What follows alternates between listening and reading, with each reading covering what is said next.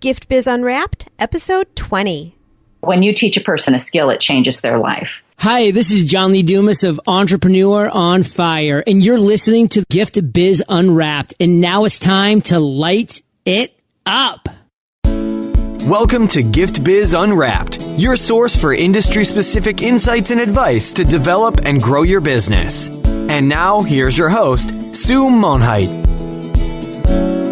Hi there, I'm Sue, and welcome to the Gift Biz Unwrapped podcast. Whether you own a brick-and-mortar store, sell online, or are just getting started, you'll discover new insight to gain traction and to grow your business. After you listen to the show, if you like what you're hearing, make sure to jump over and subscribe to the show on iTunes. That way you'll automatically get the newest episodes when they go live. And thank you to those who have already left a rating and review. By subscribing, rating, and reviewing, you help to increase the visibility of Gift Biz Unwrapped. It's a great way to pay it forward to help others with their entrepreneurial journey as well. Today, I am thrilled to have with us Jenny Doan. Jenny Doan and her husband Ron live in a small Missouri town and absolutely love the rural life. She has 7 children and 21 grandchildren. She also has an infectious smile and a knack for breaking down even the most challenging quilt projects into quick and easy steps. Jenny started her business, the Missouri Star Quilt Co, in 2008, and then she began producing weekly tutorials on YouTube. Since then, she's been featured in numerous articles and is the subject of a wildly popular quilting magazine called Block. With more than 300 YouTube tutorials that have been viewed by, get this, over 50 million times, it's no wonder that Jenny Doan has been called the most famous quilter in the world. And we have her with us right now. Welcome, Jenny. Good morning. Do you have anything you'd like to add to your bio? No, it just makes me sound pretty amazing. Well, I think you are pretty amazing. I'm like, wow, I'm all that. You are all that, and you're going to share everything with us in about a second here. All righty, let's get to it. All right. As our listeners know, we like to revolve the conversation around the life of a motivational candle. The light shines on you while you share your stories and experiences. So, Jenny, are you ready to light it up? Of course, let's light it up. All right. Well, let's look at your motivational candle just to get a feel for you. What color is your candle? It's blue. What shade of blue? It would be probably a medium blue. And why do you like blue? It's just comforting. It's cool. I love the ocean. I love serene colors. I guess it represents a bit of serenity to me. I got to tell you, I was very curious about what your answer was going to be because being surrounded by all those fabric colors, it's like, what's she going to pick? Yeah. And it's interesting because different colors appeal to me at different times. But as far as the color I always go back to, it would be blue. So that's your core color then for sure. That would be it. Yeah. And what is the quote that would be on this candle? When I was a young girl, I saw this quote and I used to, I've always been a big journal keeper and I've written things down for years. And this was a quote I wrote as a very young girl and I've tried to live my whole life by it. And it says, do a thing as best as you can and rejoice with him who can do it better. Because I kind of believe you're just always on a journey. However you do this today, maybe tomorrow you'll do a little better, but today you do the best you can. And there's always going to be somebody who's better than you. So be happy for them.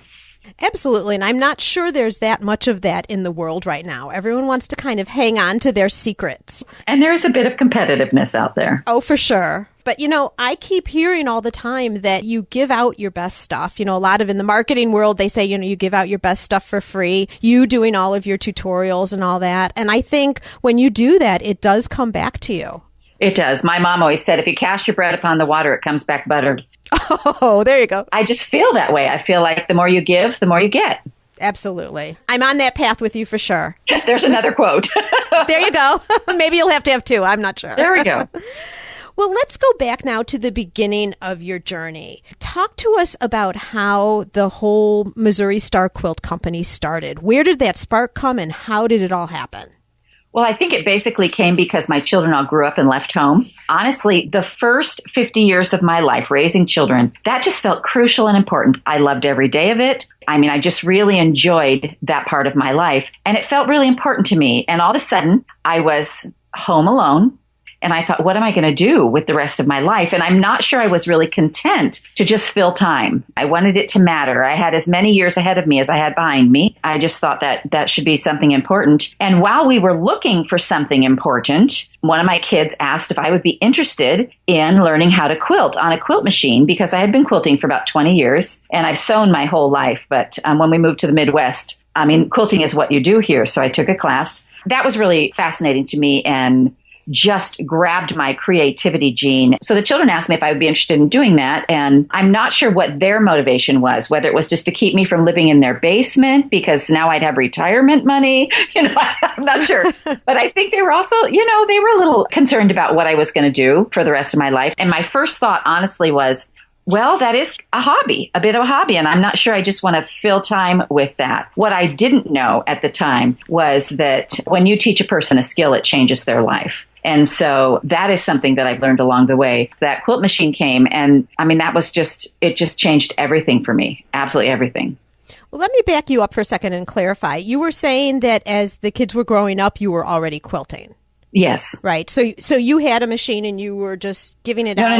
No. So, so that's a completely different part of it. When we lived in California, I was a costumer and had costumed and did theater productions. And so I also sing. So I did musical comedy. Well, when we moved to the Midwest 20 years ago, nobody needed a costumer in this little town. And when you love something, when you're passionate about doing something, creating something, you can't just stop doing it. So my creating was sewing, and I sewed all the time. And all of a sudden, I needed something to sew. So I took this class on quilting. Now, when I talk about quilting, I'm talking about piecing pieces of fabrics together. I'm a piecer. And so I would make the tops of the quilts and I would send them off to be quilted. And one day I said to Alan, hey, I'm going to go get a quilt today. And he said, oh, what one is it? And I said, I don't know. It's been over a year that it's been there. And he goes, is this a thing? Do we need more long arm quilters? Is this something, you should look into? And I said, you know what? I said, there's never enough long arm quilters because piecers, the people who sew the tops together, we are like obsessed. We have to keep doing it. So that's when I started looking into the quilt machine for me to see if that was something viable I could do to make money. So then the quilt machine actually takes the top of the quilt and the bottom of the quilt and puts a cotton batting in the middle. And the machine actually stitches all three of those layers together. And so that was the quilt machine that came. I was already piecing quilts. I wasn't actually doing the on-top quilting. Until I got a quilt machine, I had generally quilted by hand. Oh my gosh. That's time intensive. I know that for sure. It is time intensive, but it's very rewarding as well. Yeah. There are two different results, the quilter versus doing it by hand, for sure. Right. Okay, so you get this quilt machine, but was this before or after your daughter had suggested maybe you want to go into business? No, it was way before. So the machine came and it was too big for our house. So then we had to buy a building to put it in. So the building actually cost less than the quilt machine did. But now that we had a quilt machine in a building, we had a business. And the reason I like the idea of the building is because a lot of long armers, and long arm is the name of what they call people who quilt on a big quilt machine. They're called long arm machines. And it's not because anybody has long arms, but it's just because they're long on the table. There's a big throat in the machine and you have to have a reach to be able to move that machine back and forth. So I guess you do need a little bit of long arms. So the machine came too big for my house. We had to buy a building. And once we had a building, then we had a business. And the reason I liked that was because when I would take my quilt to somebody's house, if they smoked, that was a problem for me. If they had pets, that was a problem for me. But now for us to have a business, people would be safe from that. It would be a more conducive environment because fabric soaks up everything. It soaks up all kinds of smells and, things like that. And here's your quilt. And if you're not a smoker, then that's something that creates a little bit of a problem for those of us who aren't or are either way. For me, to having it in a building, it offered an environment that people wouldn't be worried about pets or personal habits or things like that. And so I was really excited about having it in a building. So we put it in a building and we put a little sign on the window that said machine quilting. We decided that we were going to have a business and people would bring their quilts to this little building. And, trying to support us, I had probably 20 quilts made that I practiced on until I felt comfortable enough quilting on someone else's quilt. And so we just started with the business with that. And that was just going along fine. And we thought we'd do a little quilt shop. Maybe we'd get a little fabric. And all of that was such a learning experience for us because we knew nothing. And Sarah and Natalie would come down and we'd work on it together. And they each had little kids and corralled them in a back room so that we could keep doing this. So the whole beginning of it was very organic. When my son Alan came in and said, Mom, are you interested in doing tutorials online? When we made the jump to that, that's when things really exploded. Because now we're not just dealing with whoever knocks on our door, it's whoever happens to click on that channel. That moved us into a whole different place for our business. And what does your business look like today? Just give our listeners a feel for that. Let me just tell you that every day I wake up feeling amazed and blessed. This business is huge. It is. We have pretty close to 200 employees. We ship loads of stuff every day. We have a warehouse. Whoever thought we would have a warehouse? We have 6 stores open in the little town that we live in, and all those stores are fabric specific. So we would have a batik shop and a solid fabric shop and a Christmas fabric shop. We've bought the old abandoned buildings downtown, so it's revitalized our downtown area. People are bustling through the town. I mean, it's just amazing, absolutely amazing, mind-boggling, the things that are happening. You know, it's huge. It's a big business now. You know, the thing that jumps out at me is you took, and I don't know that you even identified it, you know, one of your children did, is you took this passion that you had, kind of just a hobby, sewing, and one thing evolved into another, and clearly you really enjoyed it because you did it for years, and then they were the ones who pointed out to you that, you know, why don't you look at doing this? Why don't you look at quilting? Absolutely. Yeah, I wouldn't have seen that. I wouldn't have made that jump. Really interesting. So Gift Biz listeners, think if you're in a position where you're looking at what could you do or what do you want to do next, you're in that life stage where your kids are gone, you want to do something new, what have you already been doing all of your life? And you might think that it's not anything that could develop into something, but look at what Jenny did. It was one step after another. You bought the quilting machine and then you had a little place for it. And then one thing led to another. And then you took advantage of the technology that's available today with YouTube. But all of it goes back to what you personally are so passionate about, number one, and number two, clearly have the talent and do so well. Well, and that's the thing. If you love what you're doing, you're going to love it. You know, you never want what you do every day to feel like work. You know, you want it to be something that you enjoy, that you want to sink your time into. Like for some people, like for me, for instance, my love is the creating and the piecing. That's my love. I have no love for the business end of things, or the construction end of things. But if I can create something that is going to make life easier for somebody or make a pattern come to life or something like that, for me, that's the love. And it took me a while to actually hone in on that and really find that. That wasn't something, I wasn't used to that kind of introspective thinking. And I actually noticed that when that kind of part was removed from what I did on a daily basis, and I found I just wasn't as happy as I had been. And I thought, what is missing? And I'm like, it's the creative part. And so, it takes a little bit of introspection on your part. But also the whole thing came about because there was a need. My son said, well, why has this quilt been at the quilters for a year? And it's because there's a lot of work for them available. So obviously there's a need for more people to do that sort of thing. Two good points you just brought up, the introspection and then the need. What's around in your immediate environment that people need? And who would have thought sewing? Who would have thought? Who would have thought sewing would do this, Really? But it's amazing to me. It's a really happy story. It's a great story of growth. I know you've done a lot for the town in terms of being able to employ people and bringing a lot of people into the town because they're now visiting. But you know that the road isn't always nice and smooth. I'm sure as you were going through one path to another, you did encounter some problems. Tell us a moment or a time when you really had a challenge and how you overcame that. For us, the first big challenge was when we could not, the three of us, Natalie, Sarah, and I, we could not physically do it all ourselves anymore. For us, that was the hugest hurdle because now we had to hire somebody, but we weren't even paying ourselves yet. And so now you have somebody you have to hire that you have to really pay. They're not going to just do it for free. And it's your reputation. Now you're letting someone else kind of have control over that area. So it was so bizarre, but we checked over everything we thought we could have somebody else do without affecting our business or our reputation. So the first hire we made, we hired a high school girl to come in and clean for us.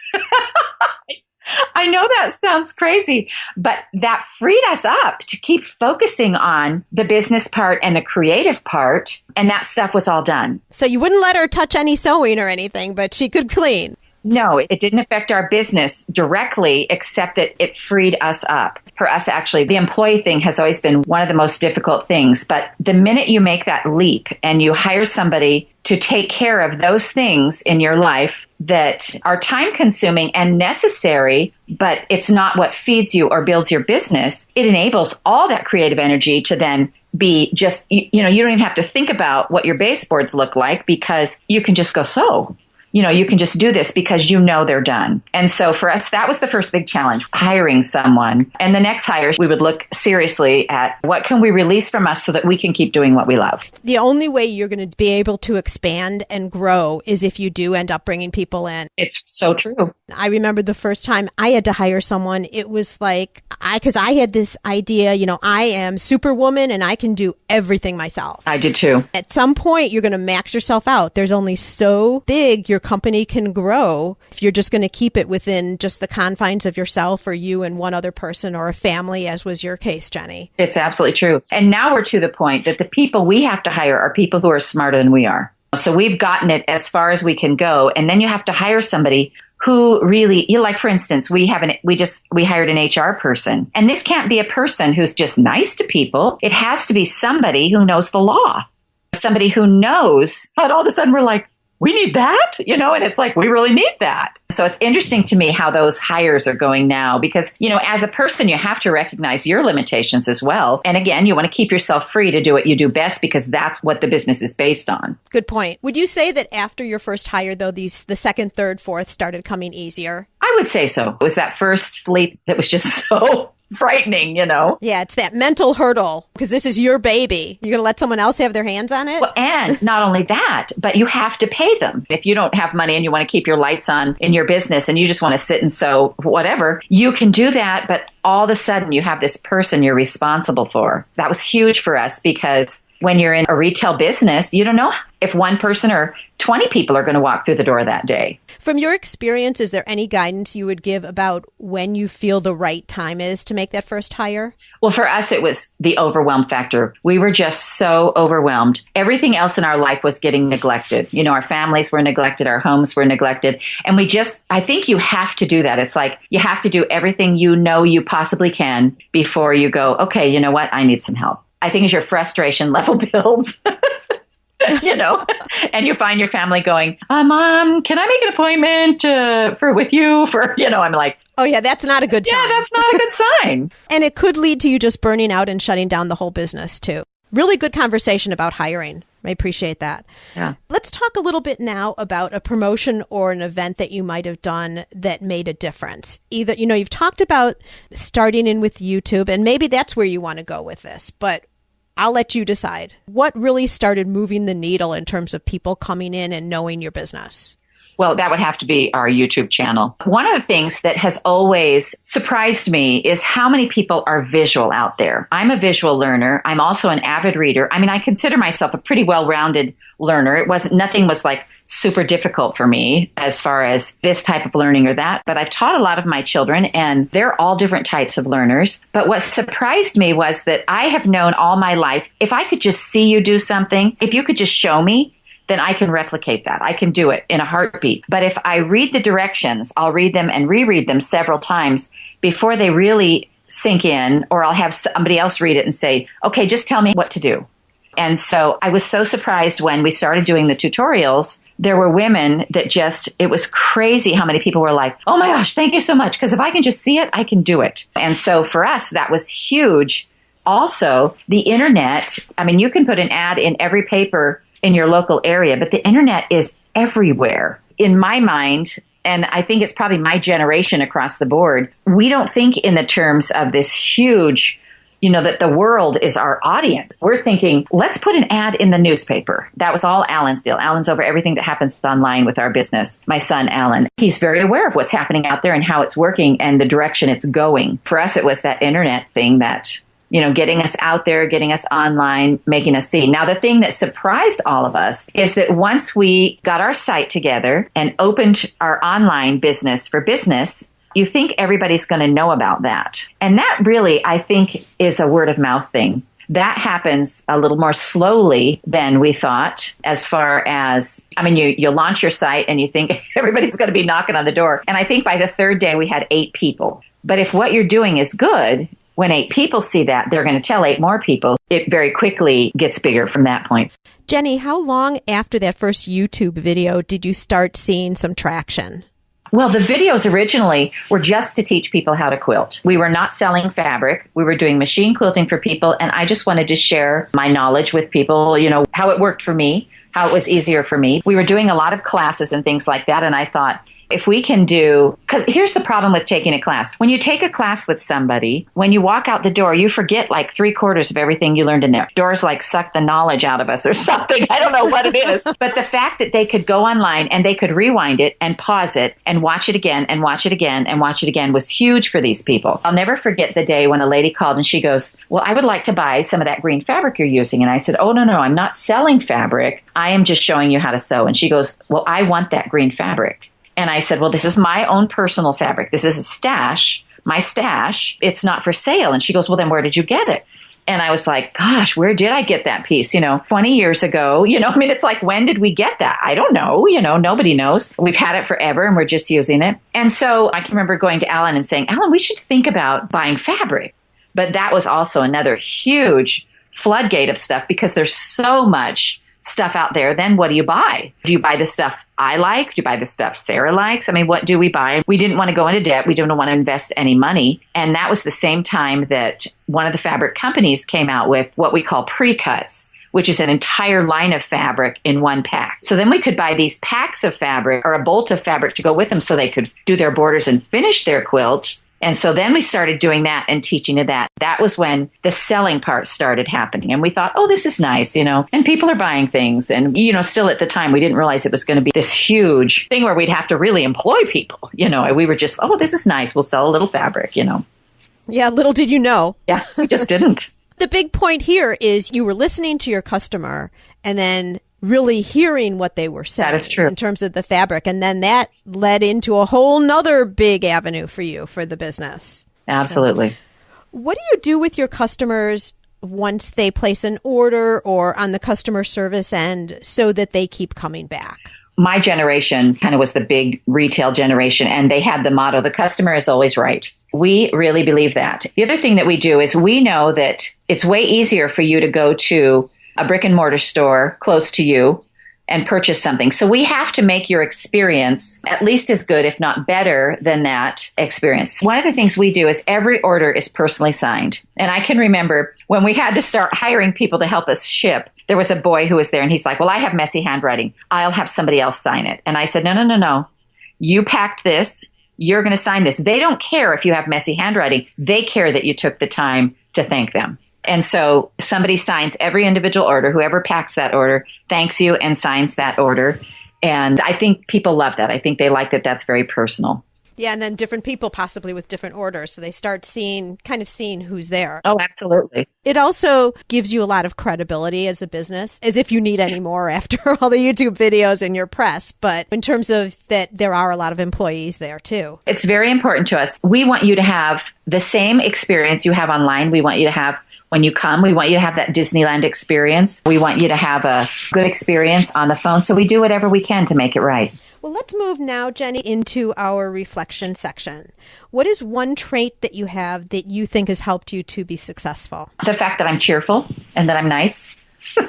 That sounds so small, but it is huge. I mean, this is not always a really happy, pleasant world we live in. And the fact that I have a cheerful personality, and I joke, I admit it when I make a mistake, I tease with people, and I think that they just really enjoy that. They really enjoy that. Sometimes I think in our daily lives, we forget how good it feels to laugh, and I handle everything with humor. So it really helps people to relax. Nothing I do is stressful. Like if I'm teaching a class or something like that, my whole goal is that you enjoy this process. If you're not enjoying it, we're doing something wrong. Right. I think that's definitely a trait that's led to your success. I had another guest that we interviewed, and her comment was people are attracted to happy. Oh, I agree. And you, especially with YouTube, I mean, you're out there and you're showing your presence and all of that to the world. And to be cheerful and happy, and it comes across so much in the YouTube videos. I watched a couple of them before we spoke. Oh, thank you. And people know that they can expect it to be uplifting and interesting and easy and very educational, when you're putting all the pieces together and teaching people how to do things. So it's not just that you're teaching them, it's also a fun experience, just like you were saying earlier when we were talking about customer service. Absolutely. What tool do you use regularly that either keeps you and your staff productive or allows you to keep balance in your life? Probably that is the hardest thing I have to do. I have a hard time balancing things. I tend to get into everything 10%, and I put everything into that, and then other things kind of fall by the wayside. And I've actually been working a lot on balance because I don't. For instance, I'll spend 10 hours at work, but I have a hard time giving myself an hour to take a walk or to exercise or things like that. It's not a priority in my life, and my health suffers because of that. So I'm not sure I would know the tool, that helps you create balance. For me, it's generally somebody, it's like how the whole business went from one part to the next, where you realize that you're so overwhelmed and overworked that you have to do something. And that's kind of the tool I'm using now is desperation, I guess. Desperation that leads to change. But I don't recommend it. It's not a nice tool. So I'm working on that. Well, I think it's hard because you clearly love your business as well. So you're not necessarily saying, okay, now I'm going to work. It's that now I'm spending my time with something that I like, and you're not thinking necessarily work. Right. I've just started walking at lunchtime because I got a Fitbit for Christmas, and I saw how little I was walking because I'm always at the desk or at the computer. And boy, that's got me out and going because I saw how little I was moving around. I have a Fitbit. I'll just have to see if I can find it somewhere. Well, there you go. There you go. I might have to start calling you. Are you out there yet? There you go. Are you walking? 10,000 steps a day. Well, and that's one of those things that I keep waiting for somebody to say, hey, Jenny, let's go take a walk, and it really comes down to, do I want to do that? And I keep waiting for somebody to kind of take over that part of my life, and it's not happening. So I really do need to take charge of that. Okay, so here's what you do. You get your Fitbit on, and then you have your phone available, and then you listen to this podcast while you go walking. There you go. Perfect. There you go. Is there a book that you've read lately or some resource that you would think our listeners would find value in? So let me just tell you how I'm a voracious reader, and I have several things going all the time, and I read like crazy, but I read for a purpose. And the purpose is that my brain never stops churning. It churns out ideas. I fix things in my brain. It's going all the time. New ideas in, new ideas out, how to do this, how to do that. I can't shut it off. So the books I read have to be stimulating enough so that I'm thinking about somebody else's problems instead of mine. And so then I can think about their stuff, and it actually allows me to sleep and not think all night long, not wake up tired in the morning. So for me, reading is a tool to enable me to shut my brain off from all the things, all those creative wheels. And I think a lot of us in the creative circles have that problem. We have a really hard time shutting our brain off and actually resting. Books help me do that. So at night, I'll read something that is generally very intense. I like John Grisham. I like James Patterson. I like those kind of mystery things like that. So what are you reading right now? I am actually reading a book about a woman who was kidnapped down in, she was raised by rebels in the Colombian forest from the time she was 12. And now somebody wants to kidnap her child. And I can't remember the name of it or the author. It's just something to keep my brain busy. So I'm thinking about something else. Right. Well, there's a lot of drama in that book. That's for sure. There's a lot of drama in that book. Will you email me the name and the author of that book? Sure. Okay. Wonderful. So Gift Biz listeners, I talked with Jenny after the show, and the book she was referencing here is called No One to Trust by Iris Johansson. Just as you're listening to this podcast today, you can also listen to other audiobooks with ease. I've teamed up with Audible for you to be able to get an audiobook just like the one that Jenny has recommended for free. All you need to do is go to giftbizbook.com and make a selection. That's awesome. Time is starting to run down, but we do have one final question here, Jenny. I'd like to present you with a virtual gift. It's a magical box containing unlimited possibilities for your future. This is your dream or goal of almost unreachable heights that you would wish to obtain. Please accept this gift and open it in our presence. What is inside? Better balance and better health would be inside. Better balance and better health. Just taking care of myself more. Perfect. And that's something you have total control over, right? It really is. I don't know. It's a matter of getting to it. I haven't found the control yet, but I know it's my job. It's got to jump to the top of the priority list, right? That's right. How can our listeners get in touch with you? We have MissouriQuiltCompany.com. We have Facebook pages. I have a personal page called Jenny Doan Quilts. Obviously, you can watch tutorials on YouTube and comment there. There's just all kinds of ways to get a hold of us. If you start typing in Missouri Star Quilt Company, you'll have a whole list of things to get in touch with us. Fabulous. And Gift Biz listeners, you can also jump over to giftbizunwrapped.com where you'll find the show notes page. And there I'll have a list of all of the different places that you can get in touch with Jenny or her business. That's awesome. Thank you so much for the valuable gift that you've shared with us today, your journey, your insights, one fabulous story, that's for sure. I really appreciate your taking the time, Jenny, and may your candle always burn bright. Thank you so much. I appreciate you having me.